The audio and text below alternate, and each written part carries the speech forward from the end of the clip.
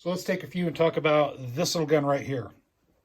Sitting next to it is a CRKT, one of my favorite knives. I just put that down just because it's a model M16-03BK, in case you're wondering. But I want to talk about this guy right here. This is the Smith & Wesson SD9, chambered in 9mm. So I consider this to be a tactical sleeper in a sense, and that's because it's not as flashy. It doesn't command the attention that a lot of the other handguns out there do. We're talking VP9s from HK, CZP10s, the plethora of Glock models, the MP series from Smith & Wesson, and the list goes on and on. There's a lot of other handguns out there that tend to grab the attention of the person. Honestly, the only reason I looked at this one and I noticed it is because it's FDE. I like FDE. FDE with black, it looks really sharp, and I don't see this color combination a lot on the SD9s. I know they're out there, but they just don't seem to be as popular as the standard, the silver brushed slide with the black frame is the typical from what you see. In fact, if you hold on a second, I'll walk back over here and grab my SD40, and this is the common finish that you see. And that's this right here. Just typical. Which it looks sharp, but I just don't see the FDE a lot. And that's what honestly kind of grabbed my attention. This particular one is $350. Not the cheapest I've seen them, not the most expensive I've seen them. And I've seen gun prices kind of inch up a little bit over recent times, just slowly, but I've seen it happening. If you could find these for around $300 or less than $300 like they used to be, that's a good steal.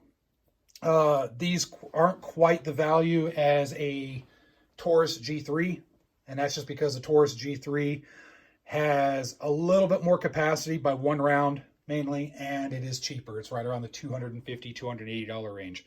So I like the Taurus G3, and I think that kind of commands a little bit more value than this. But if you want to stay completely US made, this is a very solid deal. This is basically the upgrade from the old Smith & Wesson Sigma. The Sigma, this was a pistol model that Smith & Wesson got in a little bit of trouble with Glock over back in the day. I believe they had to pay some royalties. They changed the interior of that pistol. God-awful trigger, horrible trigger. And, it was popular, but it just had its issues. Then Smith & Wesson decided to come out with this. More fine-tuned. The trigger isn't still as good as the other pistols, but it's still a very smooth trigger in my opinion. That's probably the most talked about thing in regards to this model. It's not as like a crisp Glock trigger. It's a little bit more like a very smooth double action trigger. Maybe a little bit smoother than a Car Arms, I guess. I'm trying to find a good reference here. If you guys shoot Car Arms and you notice Car Arms kind of have that double action trigger feel, this one's about the same, but a little bit smoother, maybe a tad bit lighter. So it's a decent trigger for what it is. It is a very reliable gun. The SD9 went through the torture tests. You can look them up online. There's been a lot of rounds fired through these things. I believe there was a 2,000 round, a 20,000 round, a 10,000 round. They also did the torture test, dunking this in different, mud and dirt and all that stuff, and it still worked. So to me, that tells me, okay, it's a solid gun. It can withstand a lot of abuse. The design is very, very close to a Glock, not quite the same. The internals are a little bit different, but it's very, very close to it. It's a 16 round capacity, although I will say it's very hard getting that 16th round in and then inserting it in on a closed slide. So I prefer to just go 15 rounds. That's just me. The 40 caliber, by contrast, this is 16 and this is 14.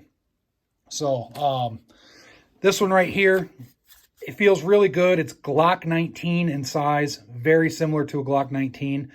I do like the slide lock right here.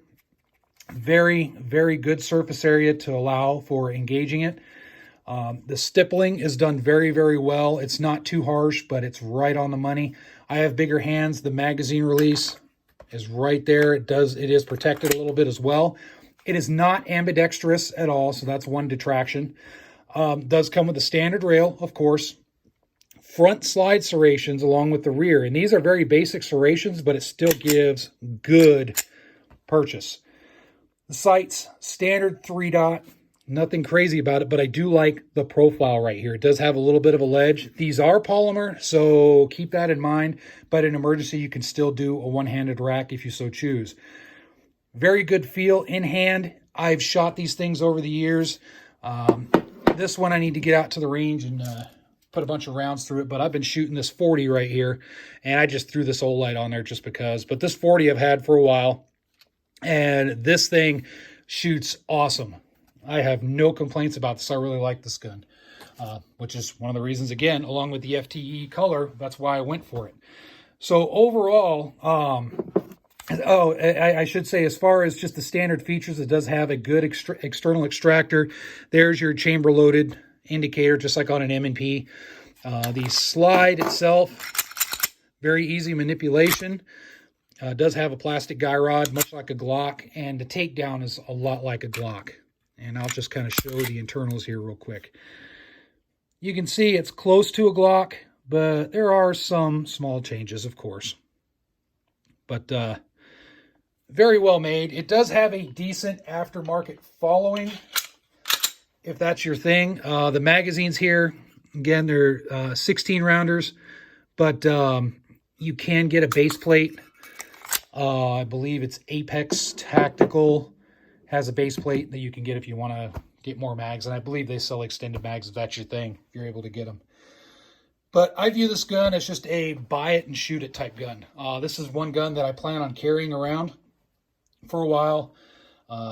Make it my off-duty EDC every day. Seems to make sense to me. My on-duty is a M&P 9mm, so this has very, very similar functionality, very similar feel. So I think that's what I'm going to do, and just try it out for a while at least over the winter months, see how it goes. But be sure to check these things out, especially if you see them in FDE. That's just cool. I like the FDE finish. This finish is good as well, but I like the FDE a lot. I'm just a big FDE guy. So anyway, check them out. I think they're a tactical sleeper. Again, they're reliable. They work good, easy to maintain, easy to shoot. They're accurate. Don't take my word for it. Go online, check out the torture tests. Just go Google SD9 torture test on Google, and you can see a whole bunch of stuff. And just check it out for yourselves. And if you have any comments, whether good or bad, feel free to put them in here in the comment section so people can read and get that much of a more informed opinion. All right, thank you all for watching, and stay safe.